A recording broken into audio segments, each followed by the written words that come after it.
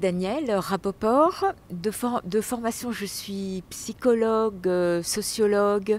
J'ai fait de l'anthropologie en alimentation à l'EHESS et j'ai fait des formations diverses, dont une en neurosciences. Ce qui m'intéresse beaucoup, c'est la complémentarité des approches. Donc en termes méthodologiques, pour travailler avec mes clients, ce qui m'intéresse, c'est de casser les silos, voire de casser les codes et de faire des complémentarités en termes de méthode. J'ai un exemple qui est assez récent.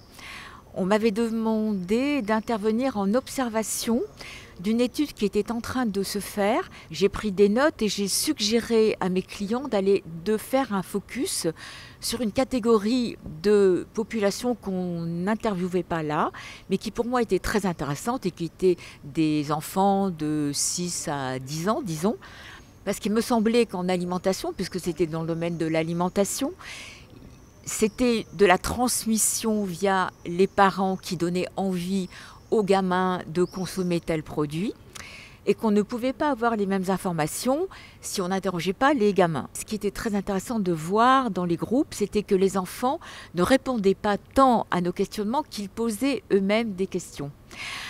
Alors, j'ai réfléchi aussi à ça et en recommandation à mes clients, j'ai dit, bon, les enfants, ce qui les intéresse, c'est de questionner. Alors, on a réfléchi à comment nous, les experts, entre guillemets, nous pouvions répondre aux questionnements.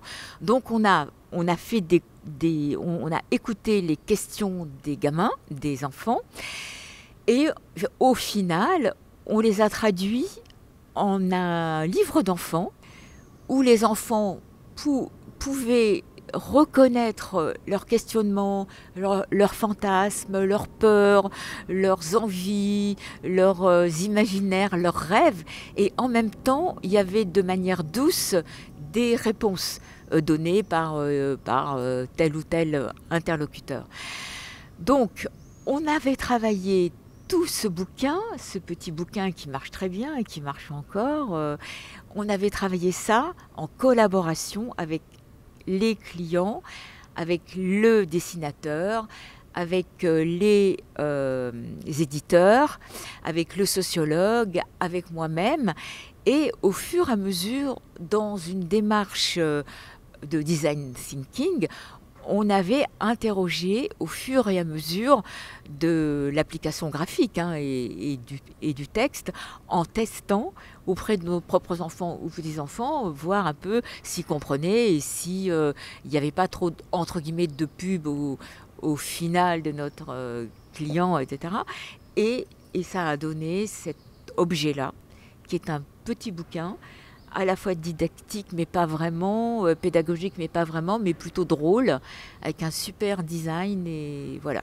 Je voudrais passer un dernier message. Donc déjà, par rapport à l'anthropologie, donc par rapport à l'observation, que je pense qu'elle devrait être en direct, c'est-à-dire qu'on est effectivement dans le flux du virtuel, du online, et qui est très intéressant et qui peut être complémentaire. Mais dans la réalité, il se passe des choses au plan de l'intuition, de la sensation, que l'on ne peut pas avoir autrement.